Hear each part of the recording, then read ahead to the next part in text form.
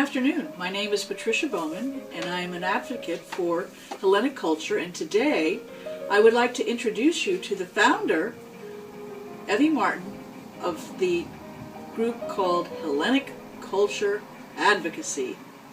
Welcome, Evie. Thank you very much, Patricia. Good afternoon. And what I'd like to say is I wish to thank all of our viewers, followers, readers, and supporters of our advocacy of the Hellenic culture, and assure them all that we're going to continue our work in perpetuating our magnificent Hellenic culture. This today marks the end of our first year and the beginning of our second year, and today we will devote a little time to present a Greek icon, a superstar of our culture, the world-renowned archaeologist Nicholas Plato, or in Greek, Nikolos Platon, whose contributions in the area of archaeology have made world history. I say this with great pride, not because I have come to admire this man, but because I happen to have a very special relationship with him.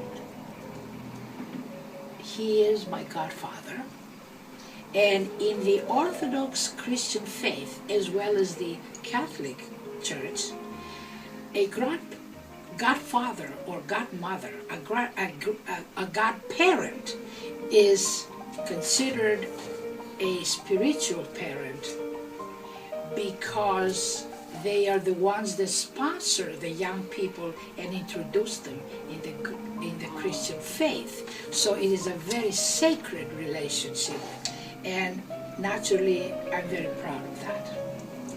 With this, I will present his picture and some of his fantastic displays and findings.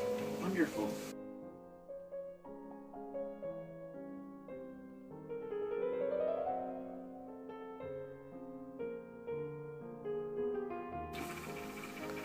What I would like to say about Nicholas Plato is that as I was growing up in Athens, Greece, he was a very busy man.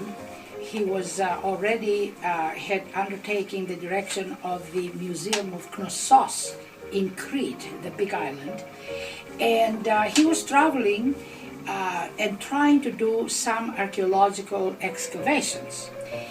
In 1961, when he was the director of the Knossos Museum in Crete, he resumed an excavation that had stopped much earlier by a British archaeologist by the name D.G. Hogarth, who had stopped his excavations, I believe, in the year 1918 for unknown reasons. In 1961, Nicholas Plato resumed the excavation, and there he discovered the famous Palace of Zakros, which is a new archaeological finding, and also discovered a labyrinth, which is similar to the Minoan period that he was an exponent of. So we're going to show you now a few of the findings and the artifacts that came from the Zakros Palace.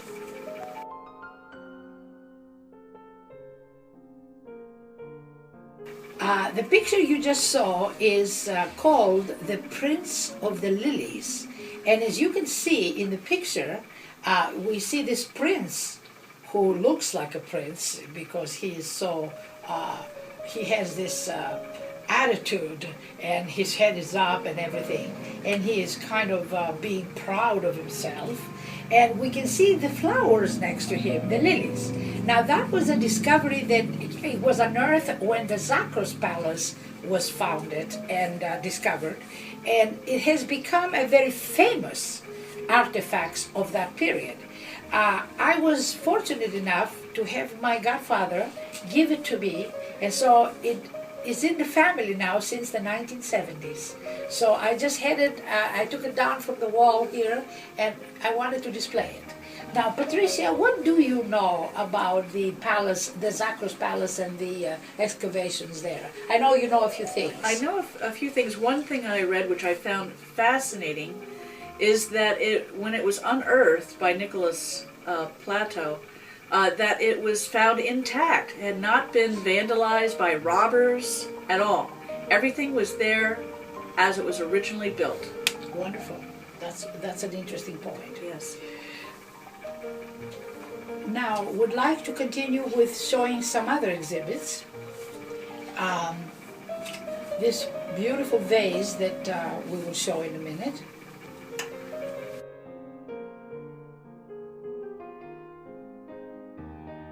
And now I'm going to discuss the vase that you've just seen a picture of, which was found intact during the archaeological excavations by Nicholas Plato. As you can see, there's some crystals that appear at the top of the lid of the vase, and it's a beautiful work of art which is now featured in the museum on the island of Crete. As you can see, not a scratch on it, and as we previously mentioned, that everything in that palace was found intact, not touched at all by robbers or anyone else, and that it makes it just that more beautiful because everything has been preserved. Again, I wanted to reiterate that in the early part of the 20th century, around 1917, 1918, the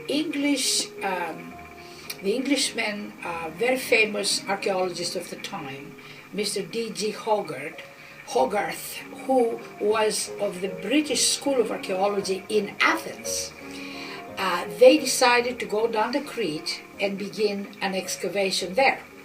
But for some reason, maybe because they ran out of funds or maybe because other reasons, they stopped. They didn't conclude what they started to do.